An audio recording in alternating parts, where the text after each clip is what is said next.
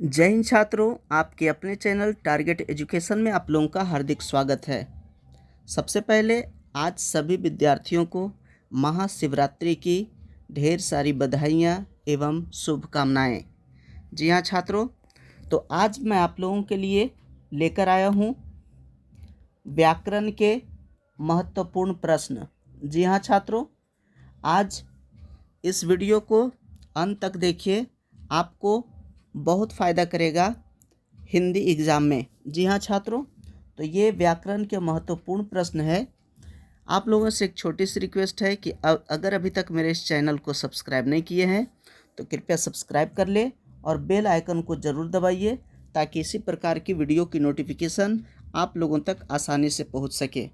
तो छात्रों, आइए शुरू करते हैं आज का ये पहला प्रश्न। जी हाँ, इसमें टोटल प्रश्न काफ़ी इम्पोर्टेंट है और छात्रों इसका या तो यही प्रश्न आ सकता है या इसका टाइप आएगा। तो छात्रों इसे गौर से देखें, यह टोटल प्रश्न आप लोगों को एग्ज़ाम में काफ़ी मदद करेगा। जी हाँ छात्रों, तो आइए शुरू करते हैं आज का पहला प्रश्न। जी हाँ, आज का पहला प्रश्न है छात्रों, व्यंजनों के अंत में हलंत लगने पर उसका मान होता है। जी हाँ, व्यंजनों के अंत में अगर हलंत लगता है तो उसका मान क्या होता है? ऑप्शन ए आधा, बी चौथाई, सी तिहाई, डी संपूर्ण। इसका सही आंसर होगा छात्रों ऑप्शन ए। जी हाँ, अगर व्यंजन के अंत में हलंत लग जाता है तो वो आधा हो जाता है। नेक्स्ट प्रश्न छात्रों दूसरा, भ का उच्चारण स्थान क्या है? जी हाँ, भ का उच्चारण स्थान क्या है? ऑप्शन ए तालु, बी मूर्धा, सी ओष्ठ, डी दंत। छात्रों तो इसका सही आंसर होगा ऑप्शन सी। जी हाँ, ओष्ठ। छात्रों आप लोग ध्यान दीजिएगा कि क ख का जो उच्चारण स्थान होता है, क ख ग घ अंग, तो क वर्ग का जो उच्चारण स्थान है वो है कंठ। आप लोग याद रखिएगा छात्रों, क वर्ग वाला कंठ है और च का जो है वो तालु है। जी हाँ, च का जो है तालु है और ट वाला जो रहेगा उसका मूर्धा रहेगा। जी हाँ, ट वाला ध्यान दीजिएगा मूर्धा रहेगा और त वर्ग का जो रहेगा, जी हाँ त वर्ग वाला, तो त वर्ग वाला छात्रों वो रहेगा दंत। जी हाँ, दंत होगा और प वर्ग वाला जो होगा ओष्ठ होगा। जी हाँ, तो ये ध्यान रखिएगा। नेक्स्ट प्रश्न छात्रों 3 नंबर का, व्यंजन वर्ण के कितने प्रकार होते हैं? जी हाँ, व्यंजन वर्ण के कितने प्रकार होते हैं? जी हाँ छात्रों, तो इसका सही आंसर यहाँ ऑप्शन है ए में है 1, बी 2, सी 3 और डी 4। तो इसका सही आंसर होगा छात्रों ऑप्शन सी। जी हाँ, इसका 3 प्रकार होता है और 3 प्रकार ये रहा आप लोगों के सामने। जी हाँ, ये 3 प्रकार व्यंजन वर्ण के 3 प्रकार है। जी हाँ, पहला स्पर्श व्यंजन, ख में है अंतस्थ व्यंजन और ग में है छात्रों ऊष्म व्यंजन। जी हाँ, क ख से लेकर के क वर्ग से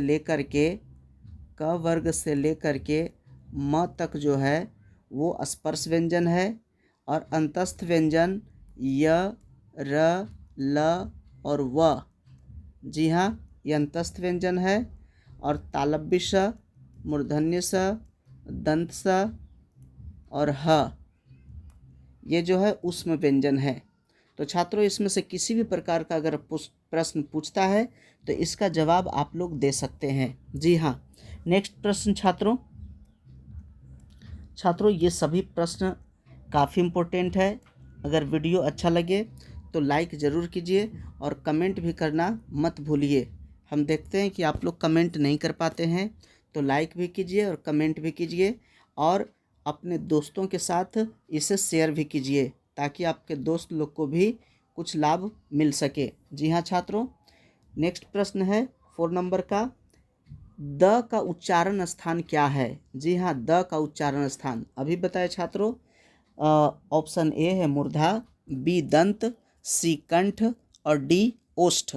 जी हाँ, तो तथ जो आता है वो दंत में आता है, इसलिए ऑप्शन बी सही है।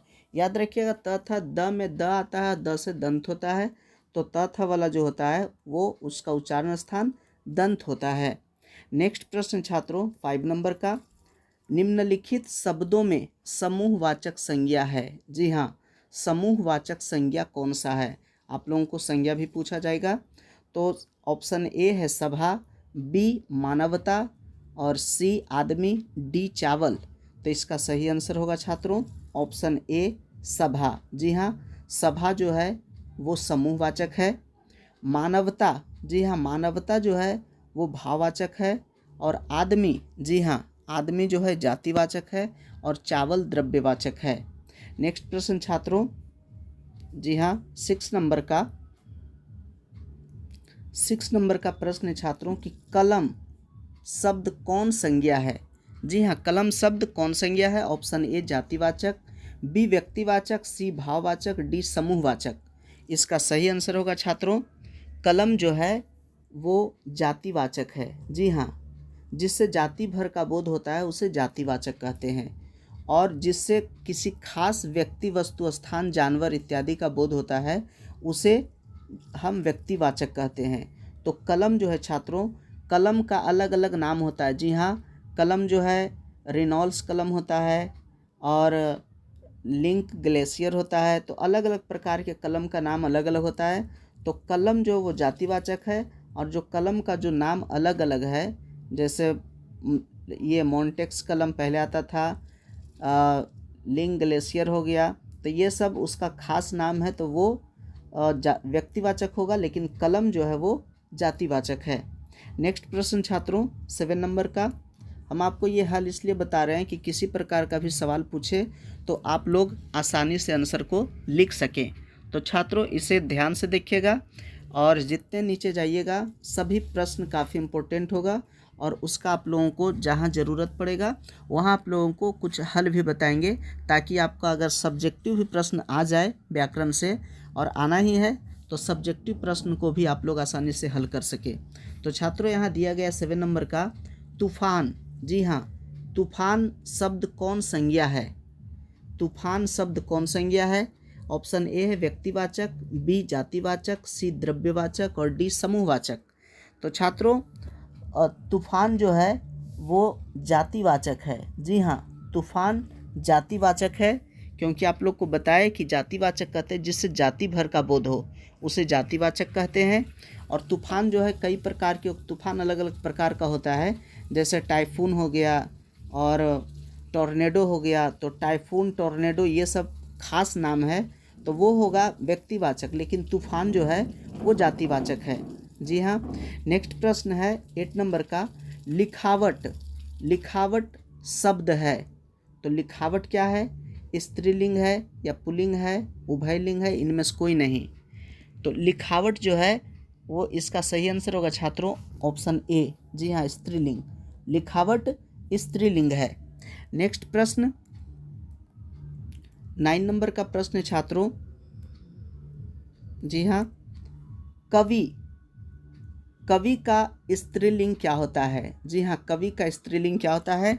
ऑप्शन ए कवित्री, बी कवित्री, सी कवयित्री, डी कवित्री। लिखा हुआ सब एक ही टाइप का है, उच्चारण भी लगभग एक ही टाइप का हो रहा है, लेकिन इसका सही आंसर होगा छात्रों ऑप्शन सी। जी हाँ, ध्यान दीजिएगा, क और व, ई और त्री होता है, य हर्षईकार और त्री। जी हाँ, ये सही है, कवि, कवि का कवित्री, सी ऑप्शन। नेक्स्ट प्रश्न छात्रों 10 नंबर का, जी हाँ, इज्जत शब्द कौन सा लिंग है? जी हाँ, इज्जत शब्द कौन सा लिंग है? तो ऑप्शन ए है पुल्लिंग, बी स्त्रीलिंग, सी उभयलिंग और डी इनमें से कोई नहीं। तो छात्रों इसका सही आंसर होगा ऑप्शन बी। जी हाँ, ऑप्शन बी जो है स्त्रीलिंग। नेक्स्ट प्रश्न छात्रों, जी हाँ, महाशय। महाशय शब्द का स्त्रीलिंग रूप क्या है? महाशय शब्द का स्त्रीलिंग रूप क्या है? ऑप्शन ए महाशयी, बी महाशया, सी महासिनी और डी महासी। तो इसका सही आंसर होगा छात्रों ऑप्शन बी। जी हाँ, ध्यान से देखिएगा, महाशया होता है। जी हाँ, महाशया। नेक्स्ट है 12 नंबर का, होश शब्द का प्रयोग सदैव होता है। होश का प्रयोग सदैव होता है, एक वचन, द्विवचन, बहुवचन या इनमें से कोई नहीं। तो इसका सही आंसर होगा छात्रों ऑप्शन सी। जी हाँ, होश शब्द का प्रयोग हमेशा बहुवचन में होता है। नेक्स्ट प्रश्न छात्रों, आंसू। जी हाँ, आंसू, आंसू का बहुवचन क्या है? जी हाँ, आंसू का बहुवचन क्या है छात्रों? इसका ऑप्शन है आंसुए, आंसुओं और आंसू और आंसुएं। इसका सही आंसर छात्रों आपको बता देते हैं कि आंसू का बहुवचन के लिए एक गाना भी है, वो गाना आप लोग सुने होंगे। जी हाँ, आंसू शब्द के लिए पुल्लिंग के लिए आप गाना सुने होंगे। मैं आप लोगों को गाना सुना देता हूँ, उसी से आप लोग आंसू शब्द का बहुवचन याद रख सकते हैं। जी हाँ, तो गाना सुन लीजिए। दिल की अरमां आंसुओं में बह गए, दिल की अरमां आंसुओं में बह गए, हम वफा करके भी तन्हा रह गए, दिल की अरमां आंसुओं में बह गए। जी हाँ, तो आंसुओं होगा। जी हाँ, आंसुओं, आंसू का बहुवचन आंसुओं। जी हाँ।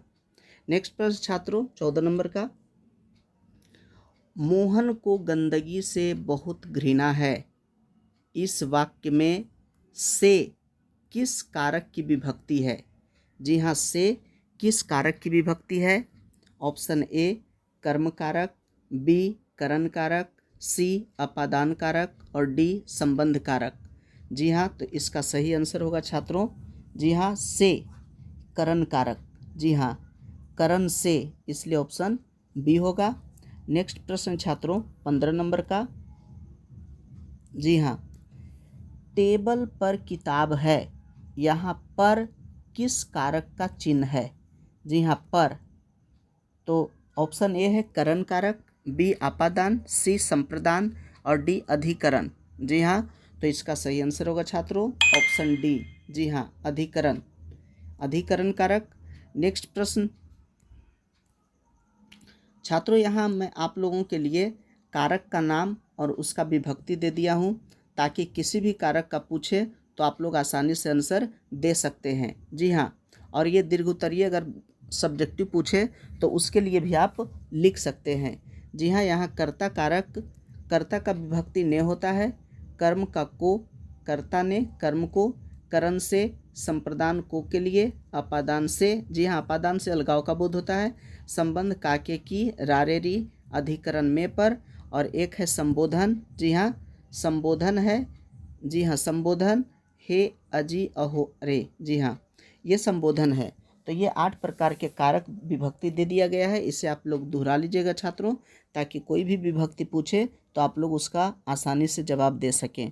नेक्स्ट प्रश्न छात्रों 16 नंबर का। जी हाँ, 16 नंबर का प्रश्न है,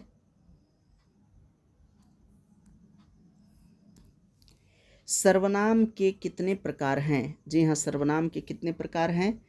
option A 4, B 5, C 6, D 7। इसका सही आंसर होगा छात्रों ऑप्शन सी। जी हाँ, 6 प्रकार है, और ये 6 प्रकार कौन कौन है जो आप लोग इसे आसानी से याद रख सकते हैं। जी हाँ छात्रों, ये 6 प्रकार आप लोग के सामने है। पहला है पुरुषवाचक सर्वनाम, दूसरा निश्चयवाचक सर्वनाम, तीसरा अनिश्चयवाचक सर्वनाम, चौथा प्रश्नवाचक सर्वनाम, पांचवा संबंधवाचक सर्वनाम और छठा निजवाचक सर्वनाम। जी हाँ, तो ये पुरुषवाचक सर्वनाम जो होता है इससे स्त्री और पुरुष का बोध होता है। निश्चयवाचक सर्वनाम जो होता है किसी निश्चित व्यक्ति, वस्तु, संख्या का बोध कराता है। अनिश्चय में अनिश्चयवाचक का अनिश्चितता का बोध होता है। प्रश्नवाचक में प्रश्न पूछा जाता है। संबंधवाचक में ये संबंध को बताता है, और निजवाचक में स्वयं का बोध होता है। जी हाँ छात्रों, नेक्स्ट प्रश्न है 17 नंबर का। जी हाँ, यह गाय बहुत दूध देती है।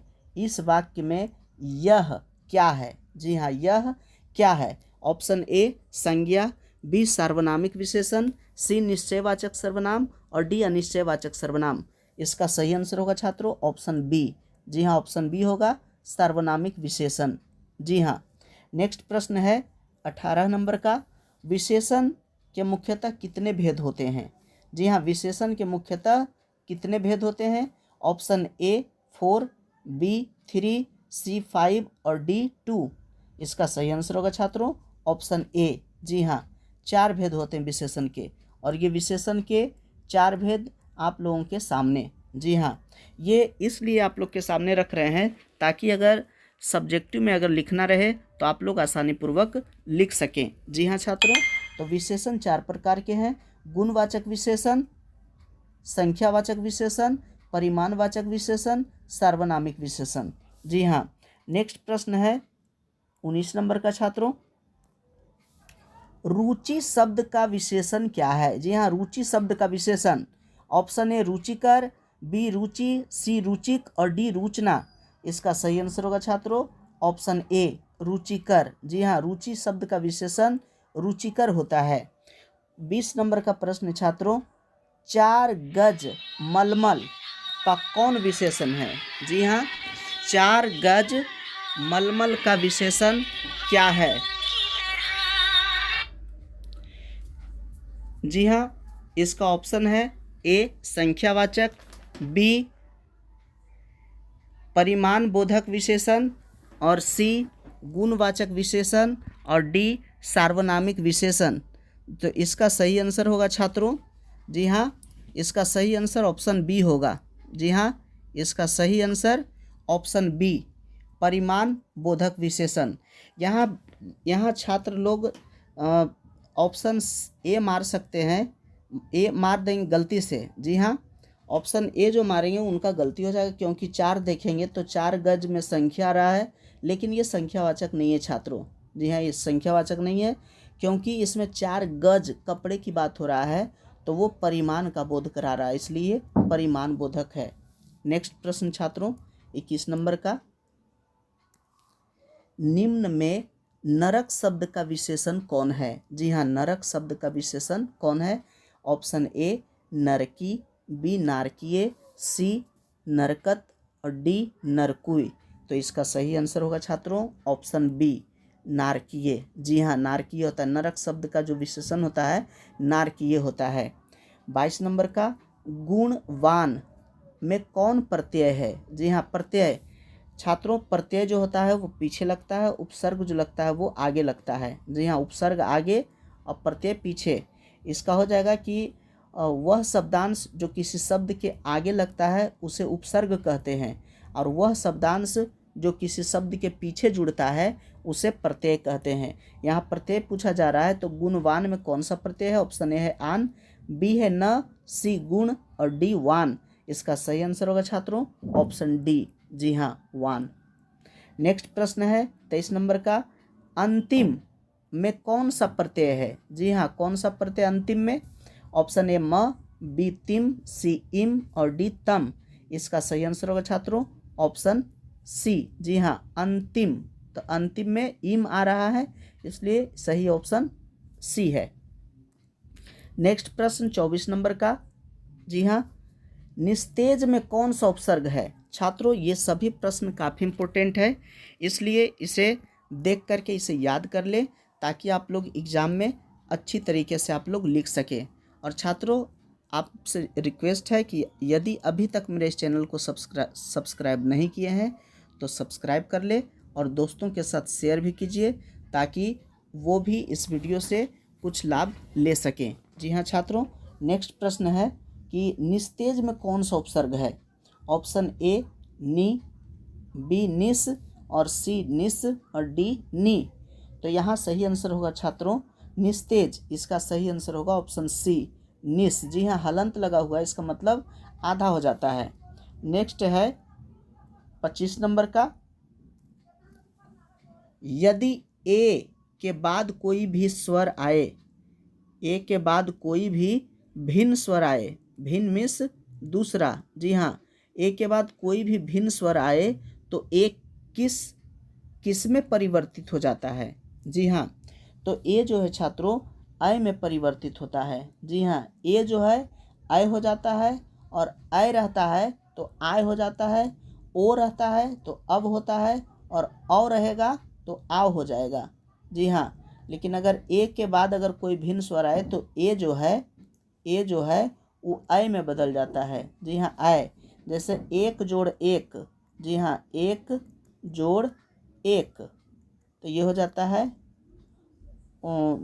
ये एक जोड़ एक यहाँ नहीं आएगा, यहाँ होगा ने जोड़ अक। जी हाँ, ने जोड़ अक, तो ने जो है उसमें ए है तो ये हो जाएगा नायक, यानी कि नय हो जाएगा, नय, तो ए का अय हो जाएगा।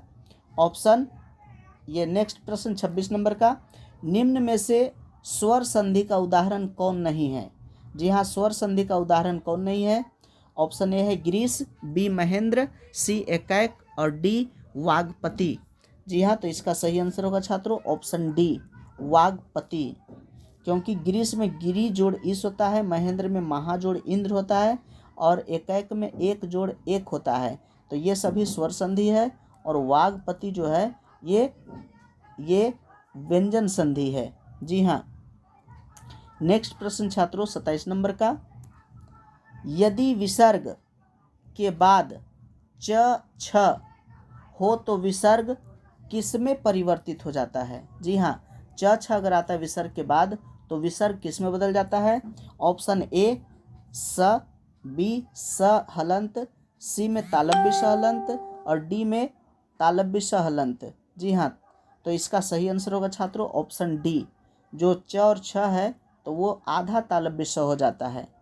नेक्स्ट प्रश्न 28 नंबर का, हाथ साफ करना मुहावरे का सही अर्थ क्या है?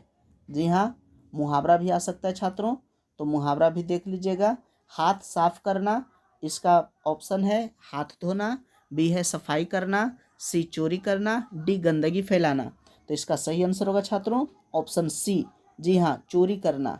हाथ साफ करना मीन्स होता है इसका सही मुहावरा चोरी करना। नेक्स्ट प्रश्न छात्रों 29 नंबर का, दिन दूना रात चौगुना मुहावरे का सही अर्थ क्या है? जी हाँ, दिन दूना रात चौगुना। ऑप्शन ए दिन रात परिश्रम करना, बी हानि होना, सी दिन रात सोना और डी खूब उन्नति करना। इसका सही आंसर होगा छात्रों ऑप्शन डी, जी हाँ, खूब उन्नति करना। छात्रों, आप लोग जो मुहावरा का जो अर्थ देगा ऑप्शन में उसे सही तरीके से पढ़ करके चारों ऑप्शन पहले बढ़िया से पढ़ लीजिएगा, उसके बाद आंसर में टिक लगाइएगा। जी हाँ, नेक्स्ट प्रश्न छात्रों 30 नंबर का, जी हाँ, 30 नंबर का प्रश्न है कि श्री गणेश करना, जी हाँ, श्री गणेश करना का सही अर्थ क्या है? ऑप्शन ए समारोह का समापन करना, बी शुभ कार्य करना, सी बर्बाद करना, डी आरंभ करना। तो इसका सही आंसर होगा छात्रों ऑप्शन डी, जी हाँ, आरंभ करना। जी हाँ, श्री गणेश करना इसका सही आंसर होगा आरंभ करना।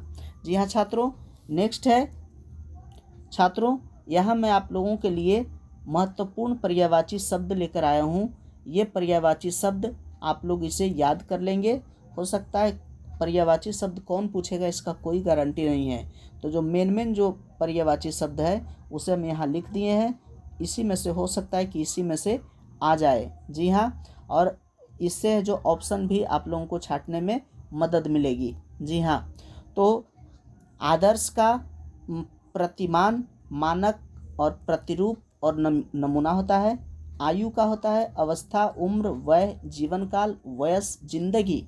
आभूषण का होता है अलंकार, भूषण, गहना, जी हाँ, आभरण, जेवर, टुम। आँख का होता है छात्रों नेत्र, नयन, चक्षु, दृग, लोचन, अच्छी नज़र, अक्ष, चश्म। नेक्स्ट है छात्रों आकाश का, जी हाँ, कुछ मेन पर्यायवाची शब्द यहाँ दे दिए हैं।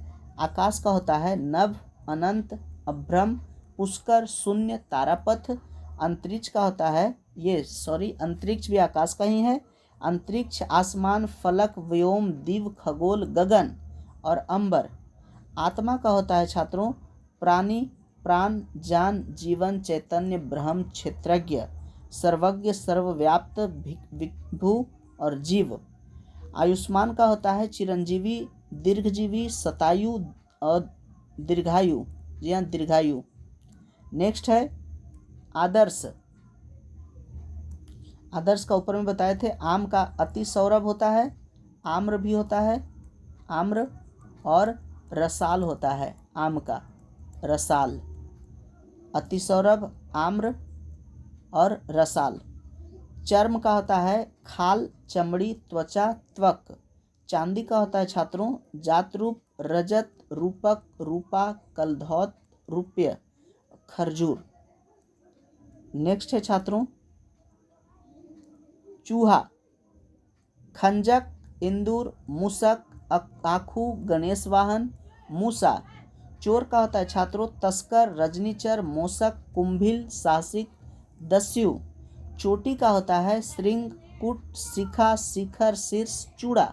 और चंद्रमा का होता है सुधाकर, शशांक, रजनीपति, निशानाथ, सुधांशु। तलवार का होता है छात्रों खड़ग और करवाल, कृपान, चंद्रहास, असी, खंग। नेक्स्ट है छात्रों तालाब का तड़ाग, सर, जलाशय, सरसी, ताल, पद्माकर, पुष्कर, सरोवर। तांबा का छात्रों रक्त धातु, ताम्र, तामा, ताम्रक। तर्कस का है तुनीर, निसंग, तुनी, उपासंग, ईसुधि। पर्वत का है पहाड़, गिरी, अद्रि, महीधर, भूधर, अचल, शैल्य, धरणीधर और नग। जी हाँ। और नदी का है, अब लास्ट है, नदी का है सरिता, वाहिनी, अपगा, शैवालिनी, शैलजा, सिंधुगामिनी, तरंगिनी, स्रोतस्विनी, तटिनी। नम्र, जी हाँ नम्र का है सुशील, शिष्ट, विनित, विनयशील, विनयी। नाव, जी हाँ नाव का भी पूछता है कभी कभी। नौका, नौ, जलयान, बेड़ी, डोंगी, नैया, तरिनी, तरी, जल, जलवाहन। जी हाँ जलवाहन नाव होता है, जलवाहन। तो छात्रों ये था मुख्य पर्यायवाची शब्द। तो छात्रों इसे आप लोग दोहरा लीजिएगा और एग्ज़ाम में सही तरीके से लिखिएगा। छात्रों अगर अभी तक मेरे चैनल को सब्सक्राइब नहीं किए हैं तो सब्सक्राइब कर ले तथा बेल आइकन को भी ज़रूर दबाइए ताकि मेरी इसी प्रकार की वीडियो की नोटिफिकेशन सबसे पहले आप तक पहुंच सके। तो छात्रों वीडियो देखने के लिए धन्यवाद।